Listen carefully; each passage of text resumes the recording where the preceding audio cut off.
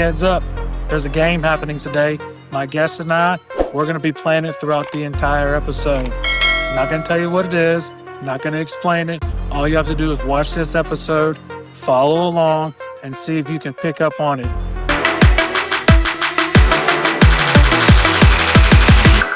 Ladies and gentlemen, this dude is a headliner. He's a showstopper. He's a weapon on the mound. He's the all-time strikeout king at Belhaven University.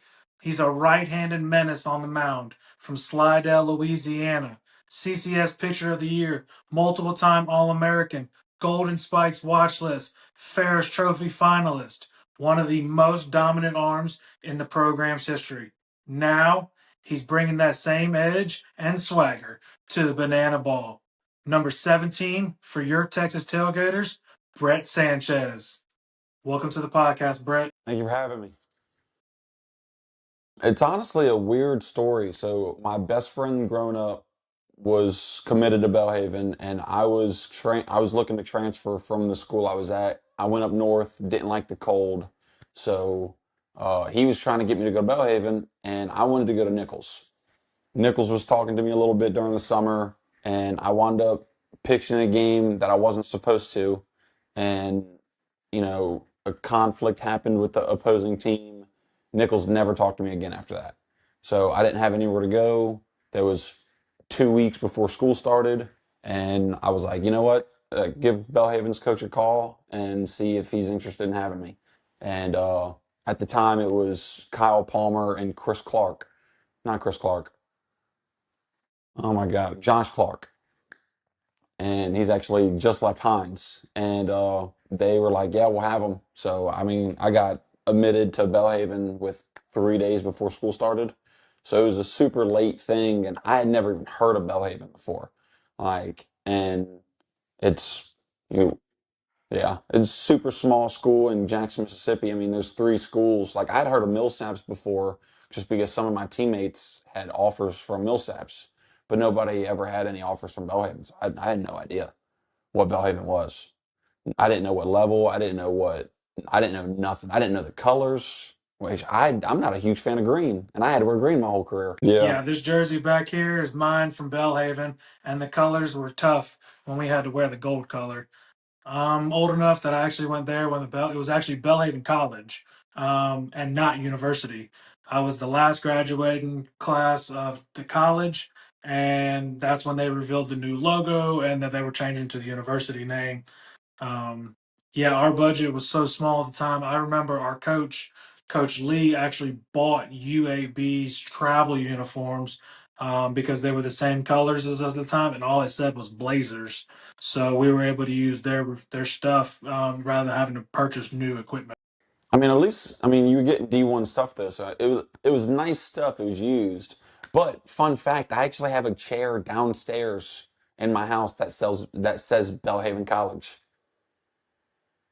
It was sitting outside the weight room one day, and it was there for 4 weeks, sitting next to the trash can. So I brought it home. So was baseball your main love? Did you play other sports growing up? Played basically every sport growing up. I played basketball, football, soccer, and baseball. Soccer I stopped playing the earliest just because it kind of conflicted with other sports that I liked more. I was good at soccer, but I didn't really like it. So I stuck with football, basketball, and baseball in high school. Played all 3 my freshman year, and I was, I was the short white kid. So basketball really wasn't in my future, and I wound up quitting after my freshman year, and then my going into my junior year, I grew from, probably 5'6" to 6'4", pretty much overnight. Like I don't remember ever growing. Like I don't remember like slowly being able to see the top of the fridge. Like it was there one day, and so I stuck with baseball, and the rest was kind of history. I honestly I liked football more. Like I don't watch baseball at all. I don't watch the MLB. I don't watch college baseball. I watch football, basketball. So baseball was, and I wasn't better at baseball. I was better at basketball and football, but baseball was kind of like I had more fun with my teammates. Like most of my friends growing up played baseball, so I enjoyed being out on the baseball field more than basketball or football. Yeah, I was the same way. I played football and baseball. Sports were my entire life. I didn't play basketball or soccer, but did many others. Family was very sports oriented. Very everything was based around sports. Um, Family was professional bowlers, so I grew up in a bowling alley. We played golf, so we pretty much did everything. I was pretty well versed in everything that we did. So you were always a pitcher, or was that something you picked up later on in playing? I always pitched, like even first year kid pitch, I've pitched every year of my life. So the fact that this arm's still holding on is impressive. But I threw over the top until my junior year, and I saw a video, and it was of a Korean pitcher to the song Low Life on Instagram one day. And I was like, that looks super cool. And so I went to practice the next day, threw a bullpen submarine, and it worked. And my coach was like, we're going to stick with that. And so that was kind of the stepping stone for me becoming a good baseball player. Like I went from not playing my freshman or sophomore year to I was the closer my junior year, and then I was one of the best pitchers in the state of Louisiana in high school my senior year. Still with no big looks. Like I mean, I had some big schools looking at me, but nobody ever pulled the trigger. So, and it was kind of because of my velo. I never really threw the hardest, but I was really effective because I was the anomaly because most submarine guys have sink and live at the bottom of the zone where I'm the complete opposite. I have cut ride and I live at the top of the zone. So nobody really sees, besides Tyler Rogers, he's really the only one that lives at the top of the zone from that angle. And he's really good at it. So that was kind of the stepping stone for me becoming a good baseball player. And it's never changed. I've stayed sub and it's worked. As you realized that you were good, did you ever start thinking about going pro? Was getting drafted by the MLB the dream and the goal? So yeah, I always wanted to get drafted and like because that's the goal. Like I wanted to go play in the NFL and wound up quitting football. Uh, and so I wanted to play professional sports. And I realized I was small. Realized I didn't throw the hardest. And so the back of my mind, I always kind of knew that it wasn't going to happen. Like unless something serious happened, just with the way baseball was going. I mean, the MLB's pulling 16-year-old kids out of the DR in Japan that throw 97. Like nobody's gonna draft the 23-year-old coming out of a D3 that's really good, but throws 84 at the max. So it was just kind of one of those things where it was the goal, but it was more of a dream that wasn't attainable with the way life has gone. So, but I did wind up going. I did play 2 years of pro ball, so I went and played in the Frontier. I went and played in the Frontier League in Chicago.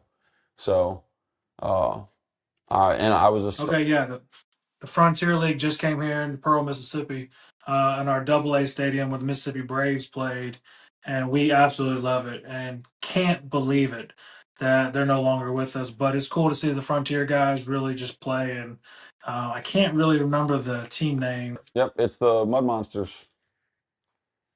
Yep, I didn't play at the Mud Monsters field because I was playing for the Visitors with Banana Ball while Joliet went and played.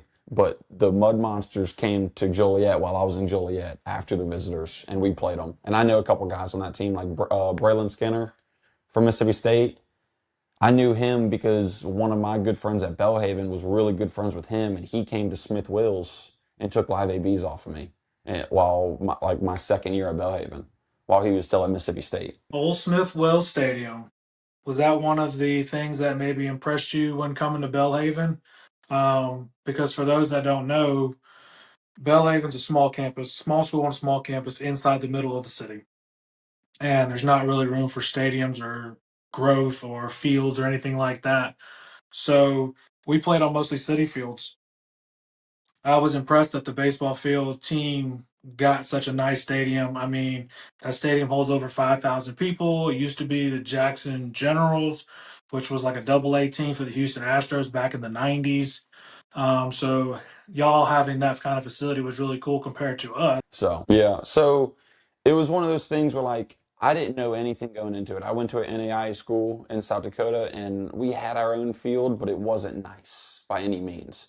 And so I didn't know anything. I didn't know where the baseball field was at Belhaven. I didn't know if they had their own. I didn't know if they, had one on campus or what. And so first day of practice, I ride with my buddy, and we show up to Smith Wills. I'm like, oh, this is actually nice. Like it's in a really bad area, but it was a really nice field. Like the turf was a little beat up, and like there was parts of it that like you could tell were old, but it was well taken care of because Belhaven had been there for I think 15, 16, 17 years prior to me being there.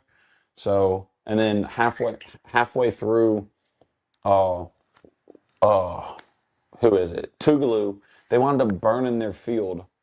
I don't know how or what happened, but they burned it, and so it was unplayable. So we wound up sharing Smith Wills with them, and it kind of, I don't know the details of it, but it got lost in translation. It was slowly kicking Belhaven out of it, and we had to practice. We had 3 days of practice at this time, 2 days of practice at this time. Like we were showing up on our practice days, and there was a high school game going on.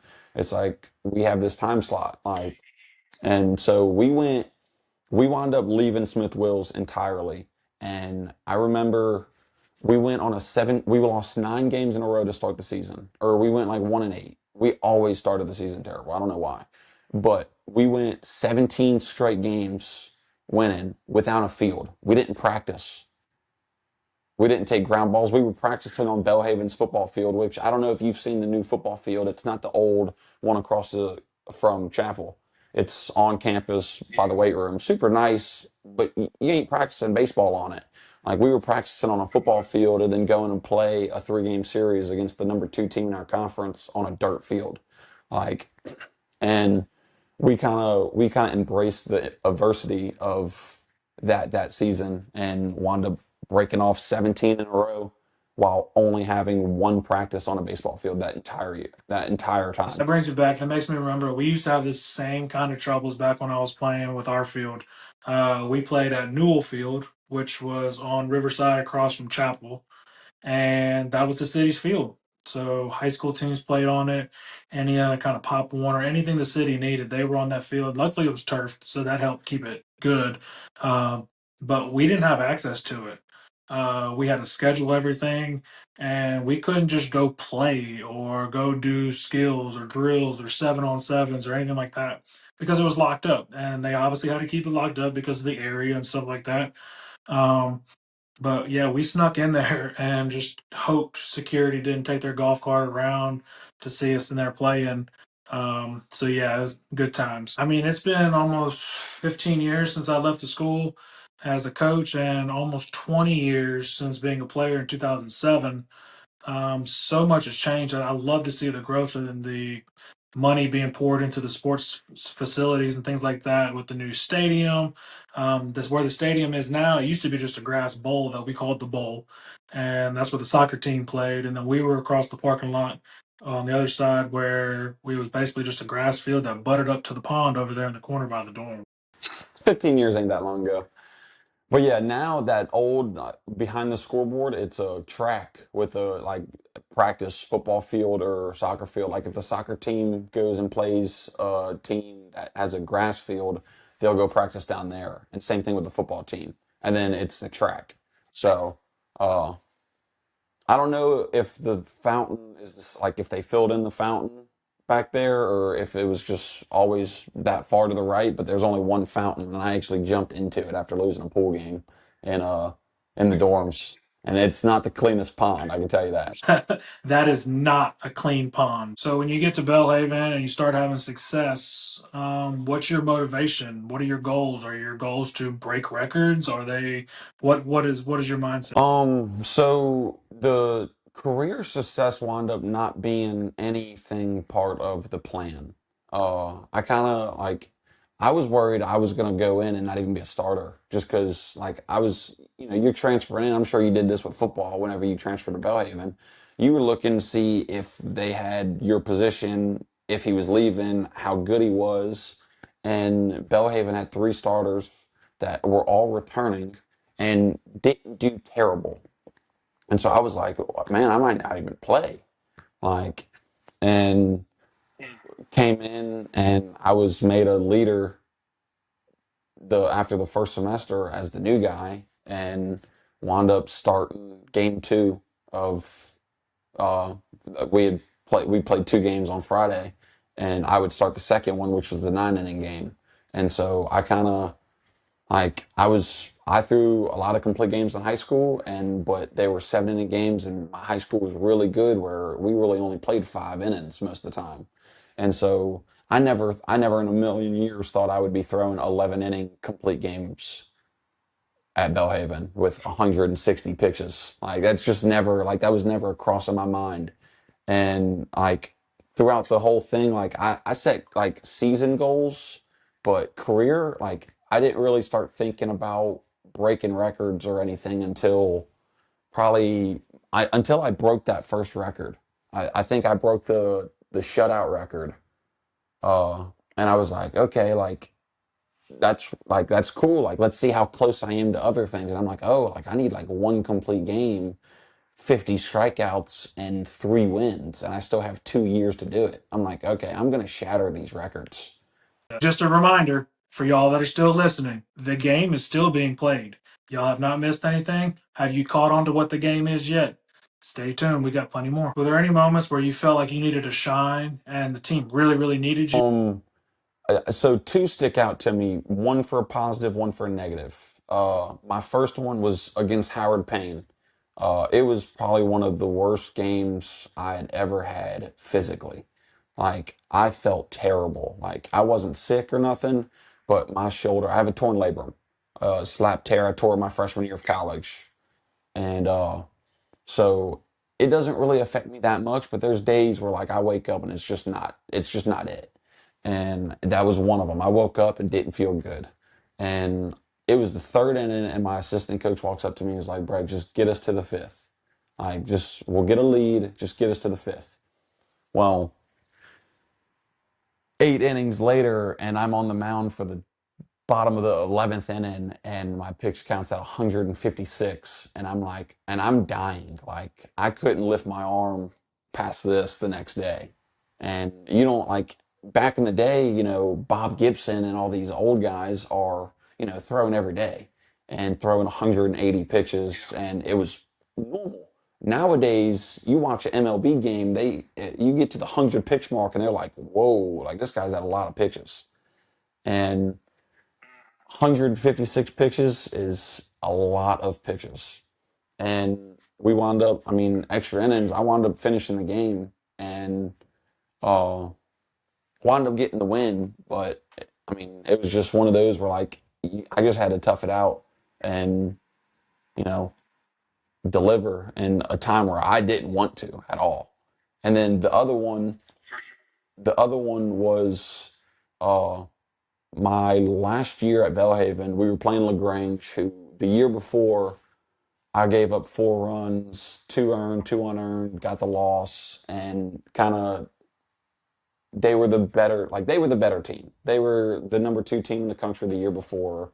Like they had wound up having a bad year, but they were a really good baseball team. They had D3. I mean, they had one of the best D3 hitters of all time in Joe Ruth, and just an all around really good team. And they came to our place, and it was 0-0 going into the 8th inning. We scored on a bunt play and went into the 9th inning, 0-0 game, and I wound up throwing a complete game shutout against one of the best hitting teams in D3. And it was just one of those where like nothing was going right for either offense. And it was one of those where like I just had to pick up more slack that day than normal. So Dang, yeah, those are great examples, and that's the dog mentality mindset of I don't get tired. All right, so let's change lanes and tell me how does one even get into banana ball? Do they have recruiters, or is it kind of like a game changer system? Like, how'd you get into banana ball? So they have one recruiter that does a lot of it. And then the rest of it is kind of like, do you know somebody in it to kind of get your foot in the door? But so I talked to the recruiter, Barry Aldridge, who is the main recruiter for the Bananas. And he kind of just goes through every year and finds the top, top 10 guys in strikeouts per walk, find guys that throw a lot of strikes, have a lot of success at each level. And so he texted me, he DM'd me we were on our way to go play Birmingham Southern in a midweek. So I wasn't playing. And I'm sitting on the bus and I get a DM from Barry Aldridge. And I wanted to play banana ball since high school. Like it was one of those things where like I was in high school throwing pitches under my legs in warm-ups in a game. And uh, so I saw the DM and I was freaking out. I was like, "Oh my God, this is happening!" Like my legit dream is gonna come true. And we wound up, uh, we had a phone call probably the next like Wednesday or Thursday, and kind of just ran me through. They were adding a team, which was the firefighters at the time, and then yeah, my roommate is a firefighter, so I saw the hat earlier. But he we kind of talked about it, and he was like, "Look, there's not very many spots left on the visitors. We're kind of you're in consideration for one of the last few, and this was last year." And I was like, "Okay, cool. Like I kind of want to go play pro ball, just to like, you want to play pro ball. Like it was always the dream, and I felt like I was good enough to do it. And so I went and played in Joliet, and it kind of was mutually beneficial for both of us because they wanted to see if the D3 baseball player was actually good or if he was just better than the talent he was playing. And so I went and played in the Frontier League, which is a good hitting league. And I mean, I put up decent numbers for a starter. And uh, I wound up coaching. I was a volunteer coach at Belhaven, and we went to the ABCA in DC. And I ran into Barry at a bar at the ABCA convention, and we kind of talked and kind of like rekindled. And he texted me probably a month and a half later and was like, "Hey, you want to be on the visitors?" I was like, "Absolutely." Because all banana ball is getting a chance. Like, especially like my personality, like I've always been fans first. Now, it's hard to say that because there's really not very many fans at Belhaven baseball games besides family. So you don't get the interaction with kids that you do at an SEC baseball game. But I would always go play in the Northwoods, and those games, I mean, I was playing in front of between 5,000 and 2,000 people every night with tons of kids. And so one of my things I always did was bring kids onto the field to play catch with them, or like go in the stands and, sign autographs because me and my dad collect autographs. So I was the little kid that got told no. So I will almost never say no unless I'm like running because I'm late to something. Like a kid's gonna get a picture and an autograph every time. So, and that's what banana ball's about. So, like Barry's the key holder for everything when it comes to getting into banana ball without knowing So somebody. yeah, so your dream was banana ball in high school and stuff like that. Me playing back in the day, that was never even obviously an option because I would never even think to bounce a ball or put it between my legs or kick one up to me or try to do some kind of trick play because my dad would have freaking murdered me. It was all about technique, making sure you're doing it perfect and having no mistakes. So that creative side of playing baseball never even became an option to me. And now that I see banana ball, like I'll admit, a guilty pleasure of mine is watching wrestling. I grew up watching wrestling, so being able to take baseball and wrestling essentially and make one sport, banana ball would be that perfect blend if I were to be playing nowadays. Um, so how do you find that love? I know you said like you grew up with it, but like how do you figure out you can do some tricks and you can be a fan favorite? It was kind of just. practice. You know, I mean, I've been a pitcher my entire life, so I go out and shag for BP, and nobody really cares what the pitchers do. They can either go sit in the bullpen, they can go lean up against the fence, they can do the bucket, or they could be running around shagging. I was always the guy running around shagging, diving for balls, catching them behind my back, barehanding them, just, seeing how cool I could catch a fly ball.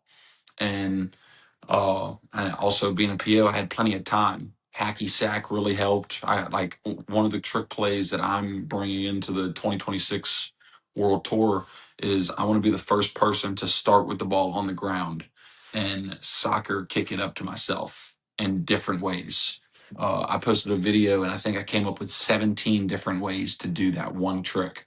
So I want to be able to do that and just, I mean, genuinely just being a pitcher, playing hacky sack helped me out with that. I learned how to juggle uh, at my third year at Bellhaven. We were sitting around one day at practice and we didn't have anything to do. And me and a couple buddies grabbed three baseballs each and just learned how to juggle. And it was one of those things where growing up, I was like, oh, dude, juggling's not like I'm never going to be able to juggle. It's really not as hard as you think it is. So, like, once you realize how easy some of these things are, like catching a baseball behind your back, for the average person may not be the easiest thing in the world. But once you know how to do it, it's just like catching a normal baseball. Like as long as it's in that as long as it's in that spot or even around it, like it's not hard. So you just gotta find those snippets of things that you could do, and you know everything will be like it's just like catching a routine ground ball. At the end of the day, you just add flipping the ball in between your legs. That makes complete sense too. But yeah, so I can't wait to see you, display your tricks, let the world see the craft that you've been working on. Being able to start with the ball on the ground is a concept that I would have never even thought of. But like you said, it's just something you just practice and you just essentially just kicking rocks in the outfield and essentially like I can do something much cooler than this. Um, so Yeah. with banana ball, so for those that are watching, who may not be familiar with banana ball, obviously some of the rules are different. It's a 2 hour game time, running clock. Each inning is scored individually. So what are your favorite parts of banana ball? Maybe your favorite rule, different things that you like compared to traditional baseball. My favorite rule is the fan caught foul ball as an out. I think everybody as a fan, you go to a game and it's like you get to enjoy the game, but you want to impact the game. And it doesn't happen very often, but when it does happen, like you're just a normal fan and you got to like maybe make the game ending or game deciding play. Like it happened at we didn't have any happen when we played with the visitors, which I was kind of bummed about. I really wanted to see it, whether it helped us or hurt us. And just because, I mean, that's one of the things, it's fans first. In what ways can we make it fans first? Let them make an ad. Like, I think it's Yeah, awesome. I think a concept that may happen in the future, I'm going to bring it up to Jesse Cole, but having a designated uh, showdown fan where each team picks one fan where if the game goes into a certain showdown, that fan gets put in the outfield to help. And I think that'd be a super cool concept. Now, liability wise, I don't know all the liability and what forms need to be signed for that to happen. But I think if that would be one of the most fans first things for that particular fan and their entire family to be a part of the game. Like not only do you that get would to be cool. impact the game by catching the ball in the crowd, but you get to be on the field and a part of the game. So that's my favorite rule. My favorite aspect of baseball of banana ball is that it isn't baseball. Batters can't step out. There's no mound visits. There's no calling time. Like it's quick, and that's what like baseball, even the MLB, they're trying to make the game quicker, which is just hurting the game. Mhm. Banana ball is doing it in a way where it's actually helping the game instead of like putting a timer on the pitcher, make it where the batter can't step out. Pitchers want to get off that mound. Like I'm a pitcher. I hate standing on that mound. Get me off the field. Get me in the dugout. Let my team hit. So now that they can't step out, they don't have anywhere to go. Like it's all on my time. If I want to take a long time, I want to take a long time. I don't like taking a long time because I want to get off the mound. But uh, I mean the pace of it, and then just the culture of it. Like I played in 2 years of pro ball, which it wasn't the minors, it wasn't affiliated ball, but I know a lot of guys that played affiliated ball. It's not friendly playing affiliated ball because you're fighting each other for the next step. In banana ball, there's no like we came in as the guys wanting to come in and make the team, and you have guys. I had guys that didn't wind up making it this year help me out of tell me like and like groom me of like, hey, this is what they want to see. This is what things will help you make it here. And it's just the culture Yeah, is that just I was unbelievable. curious about that. How the culture is different, how the compared to like college ball, because obviously college teams are close, but I can only imagine how close y'all are.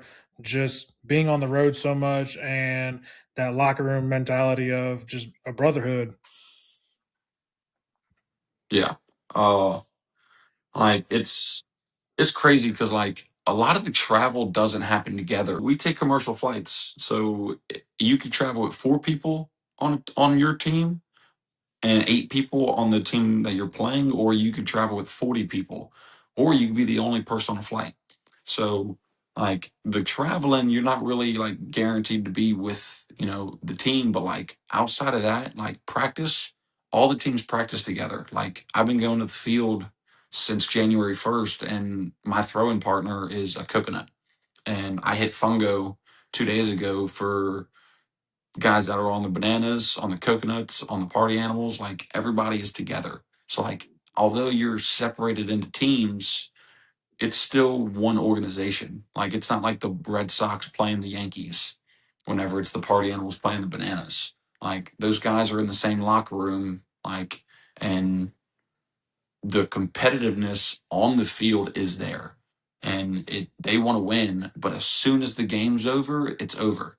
Like it doesn't get carried into the locker room, it doesn't get carried into the stands, because with it being fans first, if you go 0 for 4 with 4 Ks and 3 errors in the field, you got to put a smile on your face and go sign autographs for 2 hours after the game. Like you can't be upset about it and mad and visually upset. And so that's what I like about it too, is like I never let baseball affect my life.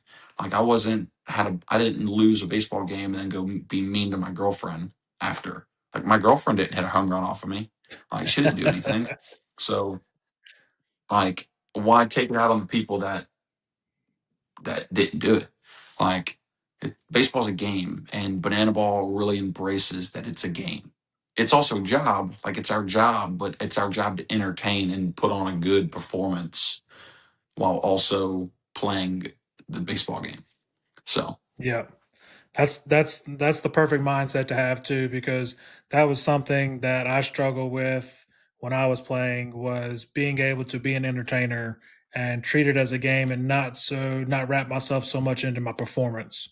A lot of my yeah, happiness was performance based, and that really put a hindrance on my ceiling that I could reach. Um, so with the season coming up, the last week in February, I believe, is y'all's first weekend. Um, yeah. is there any exciting? I know y'all are going to Florida State to start off the year. Is there any other exciting venues that you're excited to go play in? I'm excited to play in all of them because, like I said, playing at Bellhaven, I wasn't playing in front of people. So I did get to play in a super cool stadium. I got to play in a double A stadium and a super old stadium. But I'm looking forward to Boise State. I think that Mm, one, as like I remember me as a kid, I was, I'd be done watching the LSU football game, and I'd be scrolling at night looking for football games to watch, and it's like Nevada versus UIC, and then it's Boise State versus whoever they play, and it's like, oh, they have a blue field, bang. and you would watch Boise State solely because of the football field. And so I'm looking forward to that one. That's the one that I kind of checked off on my calendar that I was looking forward to. I would love that. That was a dream field of mine. Right when I was fixing to come out of high Yeah. school, and that was one of my dream places to go. Was I wanted to get recruited by Boise State just so I could play on the blue field. So I definitely can feel you on that one. Yeah. So yeah, so the Boise State is a pick. I'm excited to see if we get drawn in the lottery. We got drawn last year in the lottery, and we went to the Starkville game of the Party Mm. Animals and Tailgaters, and that's where I actually Tailgater. met uh, Justice. So he actually came up in the stands and saw that I had the firefighter hat on, and I think his brother is a firefighter. Um, Out in California. So we kind of connected. We met after the game and whatnot. So that was cool. But yeah, I'm excited to see maybe going down to Biloxi this year. I think the firefighters are playing in Biloxi the last weekend of the year. So uh, we'll see how that goes. As far as fans, what should they expect from you this season other than trick plays? Do we have any chance of seeing anything special or out of the ordinary from uh, maybe trying to set some kind of banana ball record or something? Add to the stat sheets. Um, I mean, I want to have one of the lowest MPIs in the league, which is a huge stat in banana ball for pitchers. But uh, Okay, we got this notebook with the visitors that Jesse Cole got us, had our name in it in our locker, and he wanted ideas written in it, and it'd be like our idea notebook. He's got, and, he talks about, he comes up with at least 10 new ideas every day, and he's been doing it for 15 years. I'm no math magician, but that is a lot of ideas. Like, so I got some ideas in here that I want to try to get in. One of them, I want to parachute into a game. I think that'd be awesome. I've never been skydiving before. I've never jumped out of a plane, but I've always wanted to. And what better way to do it than into a baseball game? So I that haven't would be talked to awesome. anybody about it yet. So I gotta there's a ton of liability stuff and training that would have to go into it. So maybe it might not even be a this year thing, and I have to go and get certified and be able to jump out of a plane a couple times and it be successful before they allow it. But I think that would be super cool. That would be awesome. So yeah, we're just kind of wrapping up here. Anything else you wanted the fans to know? Any kind of shout outs? All Brett's socials and everything will be in the description below. Y'all make sure y'all to follow him, the Tailgaters, all the other players. Feel free to join all the festivities in your area when if you get lucky to be drawn in the lottery. I highly advise going to the game, doing the pregame stuff, doing the postgame stuff. Um, you see it on TV here and there, but being in the moment, being in the environment is second to none. I absolutely loved our time there last year. So, um, but yeah, anything to the fans before we wrap it up? I kind of just gotta second that. Like watching on YouTube is completely different than being in person. Being in person, like I've had people come up that came to watch me, and it's like I barely watched you because there was something going on every moment of the day. Like get there as soon as possible, get in line, and enjoy the march, enjoy the pregame show, enjoy the show, get the autographs, bring a baseball, get a baseball. Like every player will sign autographs for you. Like nobody will say no unless they're like actively in the game. Like, I mean, you watch a game and there's players that aren't playing walking around the outfield signing autographs and are in the stands that you just don't see.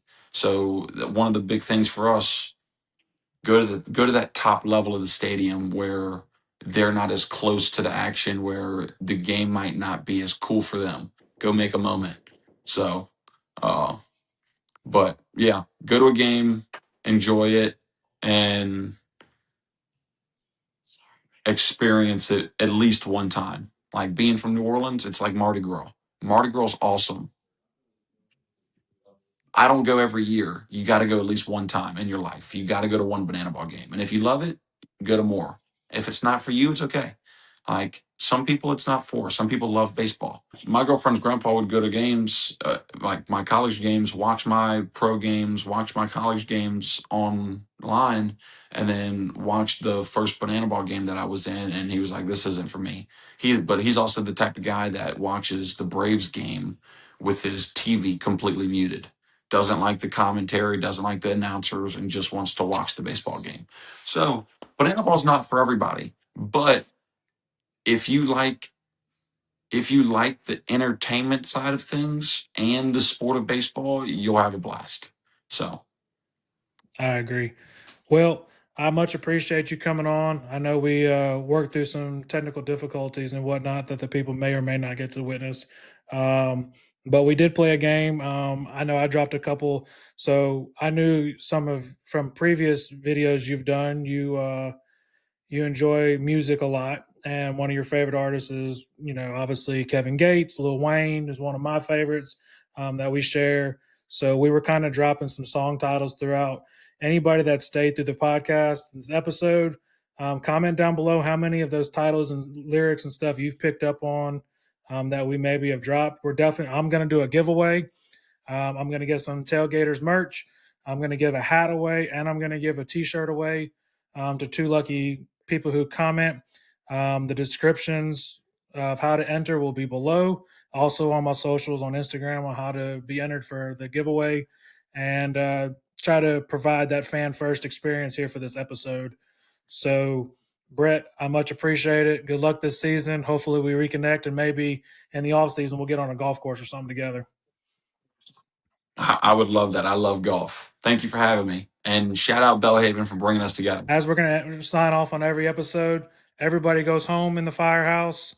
Everybody comes back. Be the reason somebody comes back for their next shift.